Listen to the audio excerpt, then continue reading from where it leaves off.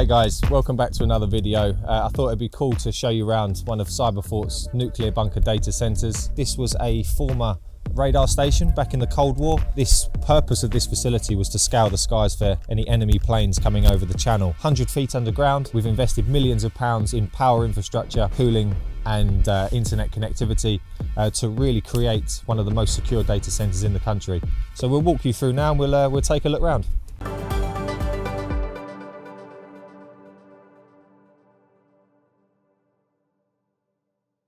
So now we're on the first level.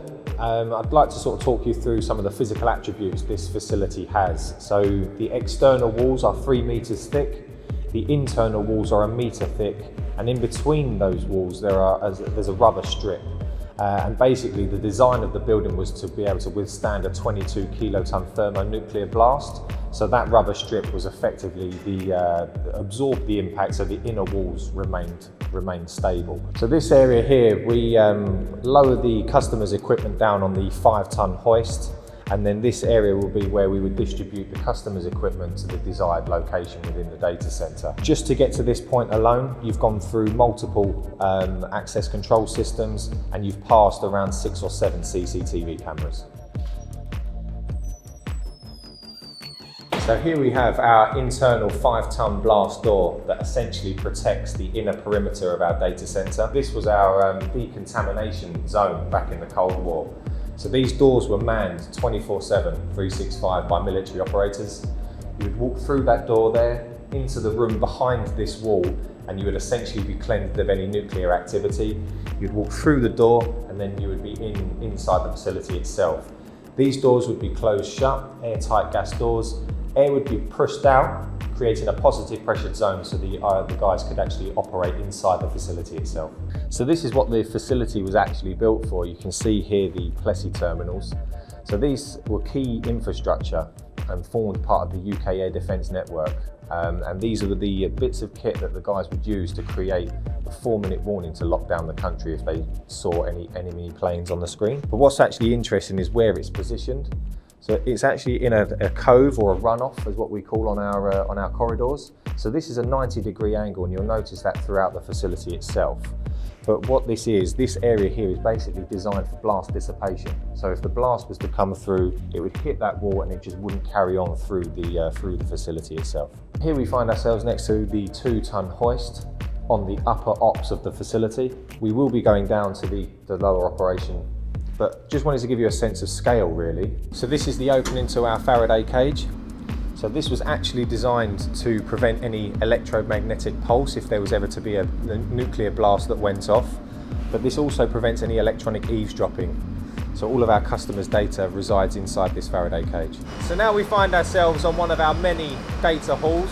So we've got standard hot and cold aisle segregation. And I want to talk you through really the fire suppression and the fire detection systems we have in place whilst on the data floors. So if you can take a look at the fire trace system in the back of the rack, this essentially localises any fire if there was to ever be a fire on this data floor, and it's unlike any other typical data flooding systems that you find. We've also got a fire detection system which is Vestas. Basically these got built-in holes into the pipes positioned above our aircon units. It's got a vacuum inside the system, and it's drawing the air in all the time, analysing the particles, analysing the temperature of the air. The minute there's a slight change in any of those sequences, it would detect a problem, and then it would identify that there's obviously an issue that we need to resolve. So this area here actually gives you a good visual representation of the facility itself, and we're actually still inside a Faraday cage with the steel floors and the steel ceilings. But as part of Cyberfort's continual investment in the data center itself, we've actually started prepping this room to become a data hall, a bit like I've just shown you previously. There's a couple of different options that we've explored here. So this room can actually be a 50 or 60 rack room for one dedicated customer. It can be a multi-tenanted data hall, or it could even be a multiple secure suite facility for say 10 to 15 customers. So now you find ourselves in one of our uninterrupted power supply rooms, which is fed from multiple diverse grid feeds. This essentially is battery-backed, filtered, smooth power, providing power to all of our equipment. So I mentioned earlier in the video that the external walls were 3 meters thick. We're at the 100-foot mark underground, and I just wanted to give you a visual representation of that. This was known as the inspection hatch. So you can see that they had a 3 meter thick concrete block, but in the middle was the rubber strip that absorbed the impact if we ever was to be under attack. So I've shown you the core infrastructure inside the data center. We're now outside, and I thought it'd be nice to follow on our conversations from the power infrastructure we were discussing earlier on. So the 2 incoming power feeds from separate parts of the national grid feed our UPSs. That is then backed by this N+1 generation system. So we have 21,000 litres of fuel on site, and these generators themselves have enough horsepower to run 250 family cars or a small village, just to give you a sense of scale. So there has to be a catastrophic event that happens in the UK national grid for us to lose power, but these systems essentially would keep all of our customers and all of our equipment online. So this was a recent upgrade to our facility, and these systems are in place as a simple backup to our equipment and our customers' servers. So to give them the peace of mind that in the event of a disaster on the national grid, they are still covered and always on.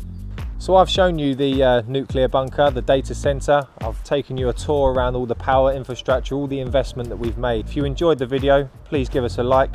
If you've got any questions, please leave a comment. And if you haven't already, please subscribe to keep up to date with more recent videos.